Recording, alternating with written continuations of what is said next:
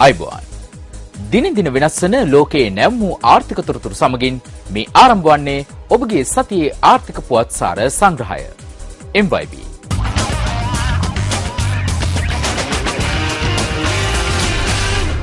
අපේ රටේ ආර්ථිකයේ නවෝත්පාද සහිත ආර්ථිකයක් තුළ ගමන් කළ යුතු බව හිටපු අමාත්‍ය පාටලි චම්පික රණවක මහතා පවසනවා. සාමාන්‍යයෙන් දැනුම් ආර්ථිකයක් එහෙමත් නැත්නම් නව උත්පාදනයේ මත පදනම් වෙච්ච ආර්ථිකයක් කියලා අපි හඳුනාගන්නේ. ඒ ආර්ථිකයේ දලදේශීය නිෂ්පාදනයේ 30%ක් තාක්ෂණික අධිතාක්ෂණික නිමැවුම් හා සේවාවන් පවතින ඕන. දැන් අද ලෝකයේ ගත්තම ලෝකයේ එම ප්‍රතිශතය ආසන්නයෙන් පවතින. ලෝකයේ හැටියට ගත්තා. නමුත් ලංකාවේ මේ අධිතාක්ෂණික නිමැවුම් සහ සේවා වල දලදේශීය නිෂ්පාදනයේ දායකත්වය 100.9යි. එතකොට 30%ක් තියෙන්න ඕනේ නවෝත්පාදන ආර්ථිකයක් දැනුම් ආර්ථිකයක් කියලා කියන්නේ. ඒ අනුව අපි ඒ ඉලක්කය සපුරා ගැනීම සඳහා හුඟා පසුපසින් ඉන්න බව වටහා ගන්න ඕනේ පළවෙනි කාරණය. දෙවෙනි කාරණය මේ පසුගිය දශකය පුරා මේ ලෝකයේ තිබෙනවා දැනුම් ආර්ථික සංගුණකයක් නවෝත්පාදන සංගුණකයක්. ඒ මගින් ඒ රට දැනුම් ආර්ථිකයේ කොතනද තියෙන්නේ නවෝත්පාදනයේ කොතනද තියෙන්නේ කියලා ඒ සංගුණක වලින් මැන බැලෙනවා. ඇත්තටම දැනුම් ආර්ථික සංගුණකයේ ඇතුලේ එක සංගුණකයක් තමයි නවෝත්පාදනය. නමුත් මේ පසුගිය දශකයේ දිහා බැලුවම අපිට පේනවා මේ සංගුණක දෙකෙන්ම අපි ශීඝ්‍රයෙන් පහළට වැටීගෙන යනවා.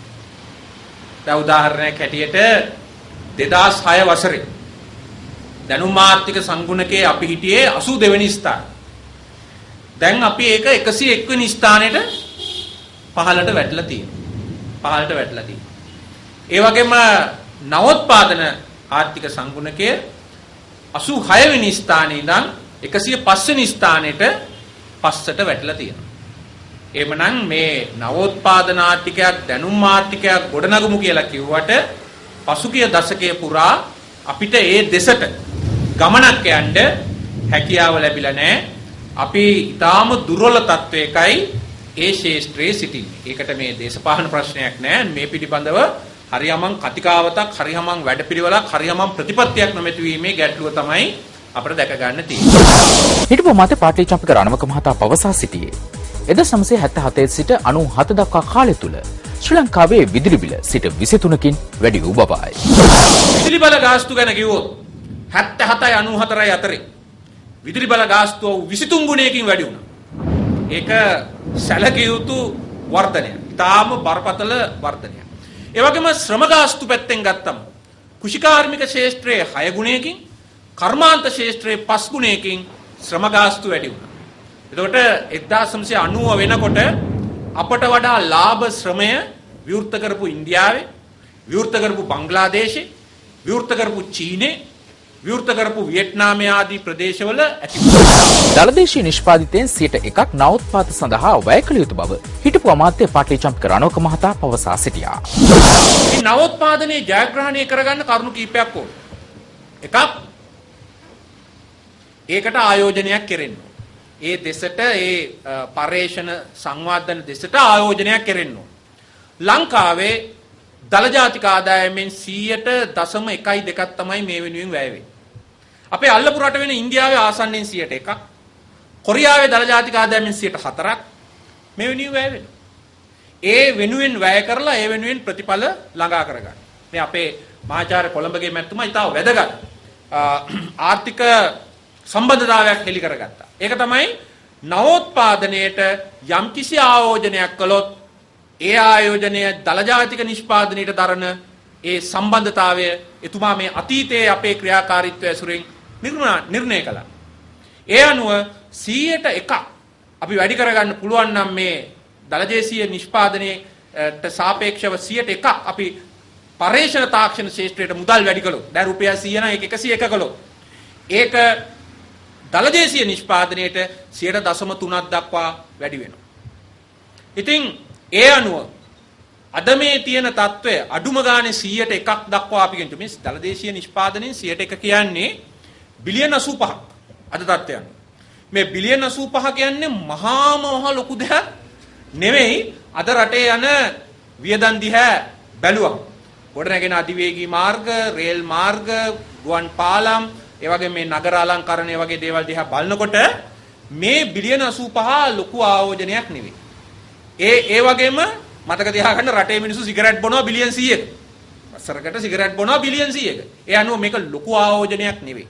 හැබැයි මේ දෙසට ආයෝජනය කිරීමෙන් අපිට පුළුවන් වෙනවා ආර්ථිකයට තිරසර වර්ධනයක් ළඟා කරගන්න. තවදුරටත් අදහස් දැක්වූ හිටපු අමාත්‍ය පාටලි චම්පික රණවක මහතා පවසා සිටියේ රටේ ආර්ථිකය වර්ධනය වුවත් ආදායම් විෂමතාවේ තවදුරටත් ගැටලු පවතින බවයි. ඒ වගේම අද අපිට සමාජීය වශයෙන් මොම සැලකිලිමත් වෙන්න වෙලා තියෙනවා. මොකද සමාජයේ ඇති නැති පරතරය පහුගිය කාලේ පුරාම අපේ ගිනි සංගුණකේනේ මේ ආදායම් විෂමතාවයේ පිළිබඳව තියෙන සංගුණකය ඒක පසුගිය දශකයේ පුරාම වෙනස් වෙලා නැහැ. එකම ගාණ තියෙන 0.48 0.49.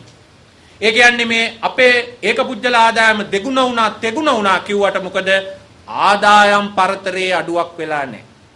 ඒ වගේම අපේ සුද්ධ ආදායම් වැඩි වෙලා නැහැ. අපේ ආදායම් ඩබල් වුණා ට්‍රිපල් වුණා කිව්වට අර සංඛ්‍යා ලේඛන දෙපාර්තමේන්තුවේ දත්තානුව 2006 ඉඳන් 2012ටම සුද්ධ ආදායම කුටුම්බයක ගෙදරක වැඩි වෙලා තියෙන 3%. වියදම වැඩි වෙලා තියෙනවා 7%.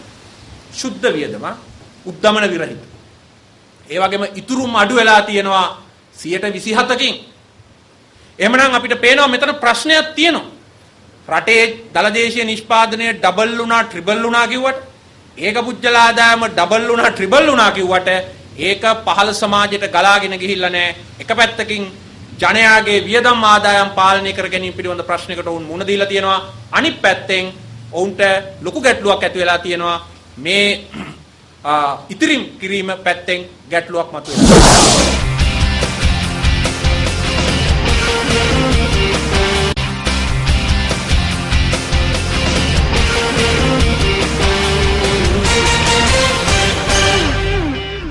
මේ දිනවල වෙළඳපොලේ එළවලු මිල ගණන් ඉතා ශීඝ්‍රයෙන් ඉහළ ගොස් ඇති බව පාරිභෝගිකයන් චෝදනා කරනවා.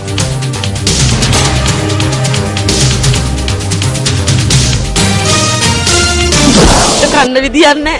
එළවලු මිල වැඩි. කනවා කියන එක බොහොම අවුරු වැඩක් තමයි ඉතින්. මිල නම් ටිකක් අධිකයි. වෙළඳුන් පෙන්වා දෙන්නේ ප්‍රමාණවත් නිෂ්පාදනයක් නොලැබීම මෙලෙස එළවලු මිල ඉහළ යාමට හේතුව බවයි. එනදා ලෝරිය 150ක් කියන දැන් ලෝරි 50ක් 60ක් වගේ එන්නේ කොළඹ. වැඩිමඩගේ ලෝරි එන ප්‍රමාණය දැන් අඩුයි. මේ මට වෙන වර්ෂාවෙන් තමයි ඔක්කොම ඒ පැතුව නාය ගියා. ඔක්කොම තිබිච්ච දේවල් යට වුණා. දඹුල්ල ආර්ථික මධ්‍යස්ථානයේ අපකල ශේෂ්ත්‍ර චාරිකාවේදී අනාවරණ වුණේ අයහපත් කාලගුණය එළවලු මිල කෙරෙහි දැඩිව බලපා ඇති බවයි. එකට 3 ගුණයකින් 4 ගුණයකින් විතර මිල වැඩි වුණා. ඒක නුවරඑළිය උඩරට ඒව දැන් මේ එන ලොරිය සාමාන්‍ය කිලෝ 6000ක් 7000ක් එනවා. නමුත් අද කිලෝ 1500ක් 2000ක් තමයි එන්නේ. උඩරට ගොවීන්ටද අයහපත් කාලගුණය නිසා එළවලු මිල ඉහළ දැමීමට සිදුව තිබෙනවා. අයහපත් කාලගුණය නවතාලිය නොහැකි වුවත් එළවලු මිල සහනදායී තත්වයක පවත්වාගෙන යාමට පියවරක් ගත යුතු බව පාරිභෝගිකින් පෙන්වා දෙනවා.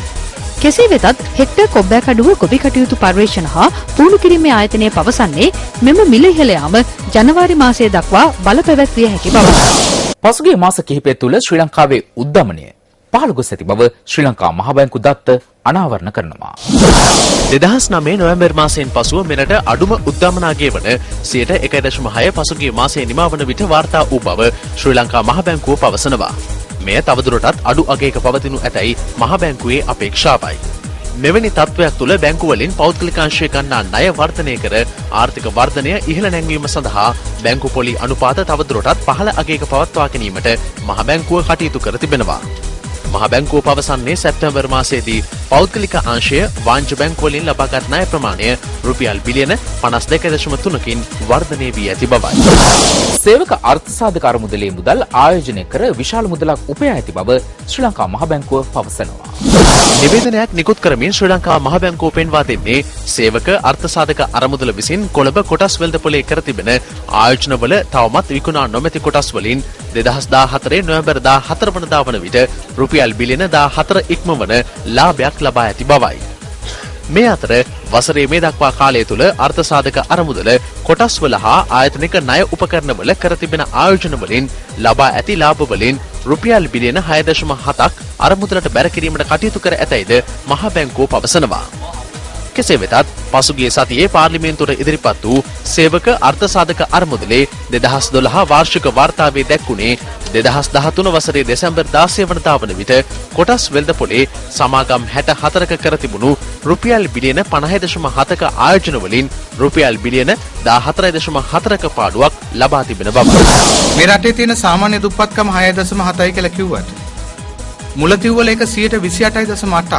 මුලතිව් යුද්ධය තිබ්බා කියමු. මොණරාගල 20.8ක්. 129 අතර තියෙනවා දිස්ත්‍රික්ක 4ක්. ගාල්ල මාතර මාතලේ පවා අපි දුප්පත් ඒ දරිද්‍රතා මට්ටමින් පල්ලෙහින්. කොහොමද අපි මේ අඩු වුණා කියලා කියන්නේ? මේ රටේ දුප්පත්කම වෙනුවෙන් රජය ගෙන ගියපු අරගලයන්. සමෘද්ධි වෙන්න පුළුවන් ඕනම දෙයක් වෙන්න පුළුවන්. අන්තිමේදී අරගලයන් වල අපි සංඛ්‍යාත්මකව යම් වෙනසක් කරලා තියෙනවා. හැබැයි පොදුවේ ගත්තොත් එහෙම මේ රටේ දුප්පත්කම කියන එක දැඩි ලෙස වැඩි වෙලා තියෙනවා. රුපියල් 10 නව කාසිමාලාවක් හඳුනා දීම පසුගියදා ජනාධිපති මහින්ද රාජපක්ෂ මහතාගේ ප්‍රධානත්වයෙන් සිදු වුණා.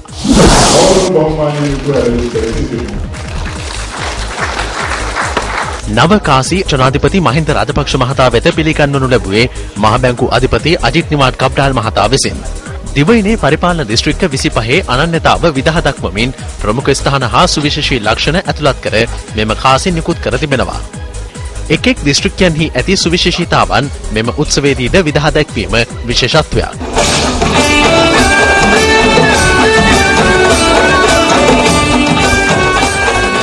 ශ්‍රී ලංකා මහ බැංකුව පවසන්නේ අද නිකුත් කළ මෙම කාසි බැංකු හා තම ප්‍රාදේශීය කාර්යාල හරහා සංසරණයට එක් කරන බවයි.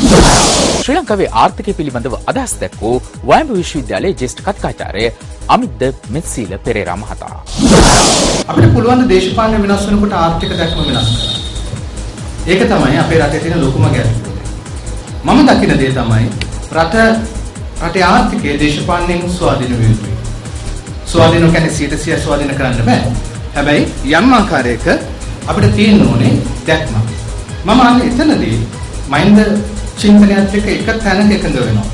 ඒ තමයි ලංකාවේ නිදහසෙන් පස්සේ යම් කිසි හෝ දැක්මක් කියලා දෙයක් එන්නේ මහින්ද චින්තනය තමයි. යම් කිසි හෝ අවුරුදු 10ක සැලැස්මක් එන්නේ හරි සැලැස්මක් එන්නේ මහින්ද චින්තනය හරි. ඒකෙදි කතා කරනවා ඉස්සලා තිබුණා කේන්ද්‍රස්ථාන 5. ඊට පස්සේ 5+1 කියලා කේන්ද්‍රස්ථාන 6ක් ගෙනාවා. දැන් දිනන කේන්ද්‍රස්ථාන 7ක්. දැන් 5+2 වෙනවා.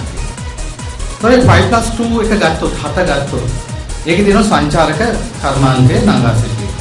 හොඳයි. රජය අපේක්ෂා කරනවා 2025 වෙනකොට සංචාරක 2016 වෙනකොට සංචාරකයෝ 125,000 ඉන්නවා. ඒ නිසා පෞද්ගලික අංශ විශාල වශයෙන් ආයෝජනය කරන හෝටල් කර්මාන්තය සඳහා. දැන් කොහොමද ওই සංඛ්‍යාව ඇස්තමෙන්තු කරන්නේ? මේ 125 කොහෙන්ද ඇස්තමෙන්තු? මේ සංඛ්‍යාව කාගේද? අපි 2005 දැන් 14 ඉවර වෙනකොට තාම සංචාරක විදිහේ 115යි. තව අවුරුදු දෙකක් තියෙනවා 110ක වැඩි කරලා. හදිස්සියේ ඔය ටාගට් එකට යන්න බැරි වුණොත් අපේ කර්මාන්තයට මොනවා වේද සංචාරක කර්මාන්තය. අපි සංඛ්‍යාලයකට දැම්මම වගේ නෙමෙයි. මොනවද වෙන්නේ? මේ අය වෙයි තියෙනවද සංචාරක කර්මාන්තේ නගා සිටවන්න වැඩ පිළිවෙල. අධ්‍යාපනයෙන් කරපු වෙන්කිරීම 113ක විතර ප්‍රමාණයකින් වැඩි වෙලා තියෙනවා. සහ 2017 වෙනකම් කරලා තියෙන සැලසුම් වලට අනුව 120කින් අධ්‍යාපන වේද වැඩි වෙන බවකුත් පේනවා. ඒක හොඳයි. නමුත් අපි ආය හිතුවොත් එහෙම දැන් අපි මේ සංඛ්‍යාලයකන එක ගණනදු කරාද ප්‍රවේශම් වෙන්න ඕනේ. අපි ආඩම්බරයෙන් කියනවා ලංකාවේ සංවර්ධන වේගය දැන් 7.3යි. ඊළඟ අවුරුද්දේ අපි 7.8යි කියනවා 7.7යි කියනවා ඊට පස්සේ කියනවා 8.2යි 2016 වලට අපි 8.2ක සංවර්ධන වේගයක් තියෙනවා. හොඳයි. මොකද පහුගිය කාලේ යුද්ධයෙන් පස්සේ 2012 දී විතරයි 6.4ක අගයක් තිබුණේ. එතනින් පස්සේ අපි දිගටම 107කට වඩා ආර්ථික වර්ධන වේගයක් තියෙනවා. අපි ලෝක ආර්ථික වර්ධනය ගත්තොත් එimhe අද වෙනකොට යුරෝපා සංගමයේ තියෙන 1.8ක විතර වර්ධනයක්. මැද පෙරදිග කලාපය ගත්තොත් 2.5යි.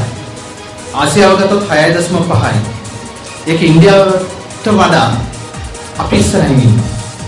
චීනයේ තියෙන 7.7ක් අපිට 2.4ක් උඩින් ඉන්නවා. ඉතින් එහෙම බලපුවම හොඳයි. දැන් අපේ ආර්ථික වර්ධනය හොඳයි. ඉතින් අපිට සතුට වෙන්න පුළුවන්. සංඛ්‍යාත් එක්ක. ආයසරයක් අපි ප්‍රායෝගික පැත්තට ඇවිල්ලා බලුවොත් මගේ තියෙන ගැටලුව තමයි. ජාතික ගිණුම් පිළියෙල කරද්දී අපි දන්නවා වැරදි වෙන්න පුළුවන් අවස්ථා කිහිපයක්. ප්‍රධාන වැරද්දක් තමයි අපි ජාතික ආරක්ෂාවට කරන වියදම නිෂ්පාදනය වැඩි කිරීමට බලපාන්නේ නැහැ. හැබැයි ජාතික සංවර්ධනයට ආර්ථික වර්ධනයට බලපාන. ඒත් අපි ආරක්ෂක වේදම් මේ අවුරුද්දේ වැඩිම වේදම් කියන අපේ ආරක්ෂක සහ නාගරික සංවර්ධන කටයුතු. ඒත් ආරක්ෂක වේදම් විතරක් මම වෙන් කරලා ගත්තොත් ආරක්ෂිත වේදමේ පෞද්ගලික කාලේ වැඩිවීම මම නරකයි කියනවා නෙමෙයි වැඩිවීම සංවර්ධනයක්ද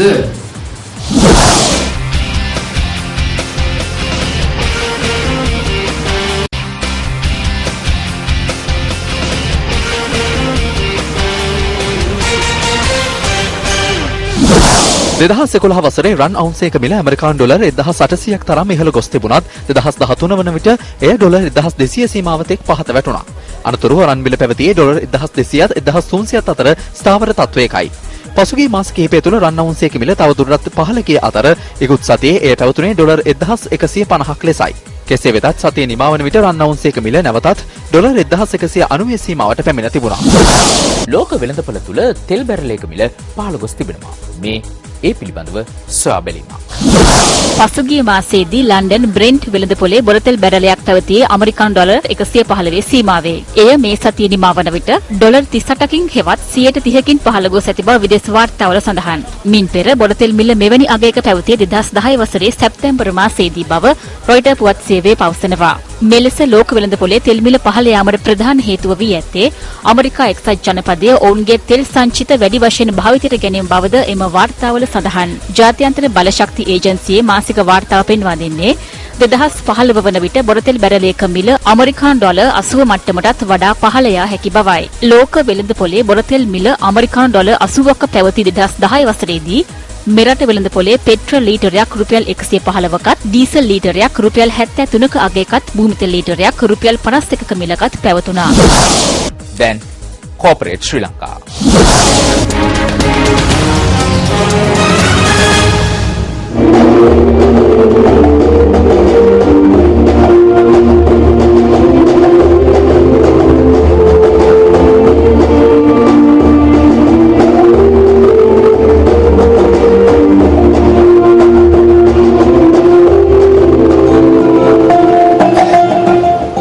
කොළඹ නගරයේ ඉදිවන නවතම පහසුකම් වලින් යුත් හෝටල් සංකීර්ණය හා මහල් නිවාස සංකීර්ණය වන ITC කොළඹ 1 ඉදිකිරීම ආරම්භ කිරීම පසුගියදා සිදු වුණා.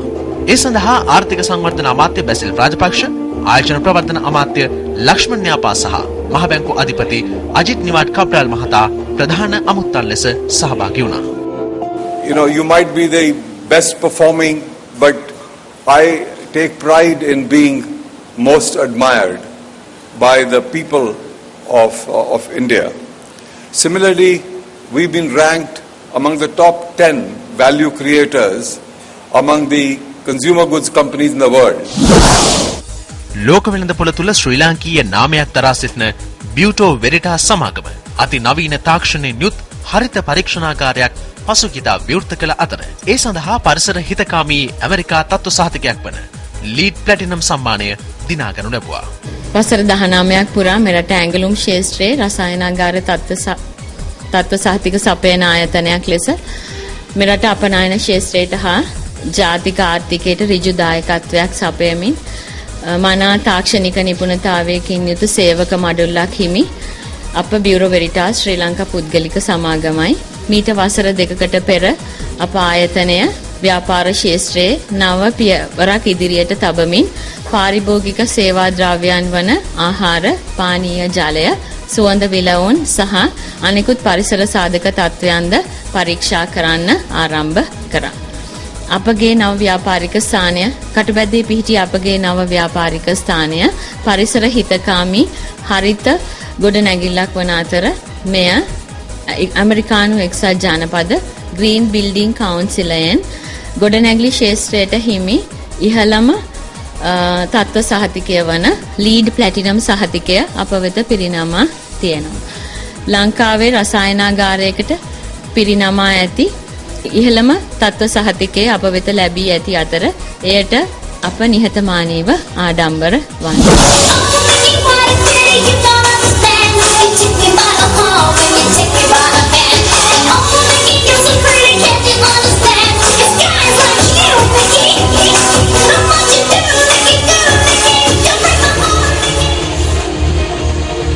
සීමා ආයතනය සංවිධානය කළ 2014 සීමා ග්ලෝබල් බිස්නස් චැලෙන්ජ් සම්මාන රාත්‍රිය පසුගියදා කොළඹදී පැවැත්වුණා.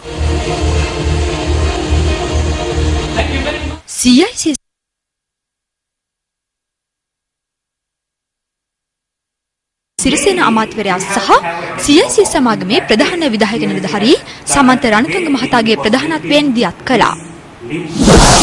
යලිත් ලබන ශනිදා සුපුරුදු වේලාවට හමු වෙමු. එතෙක් ඔබට සාරවත් සතියක්.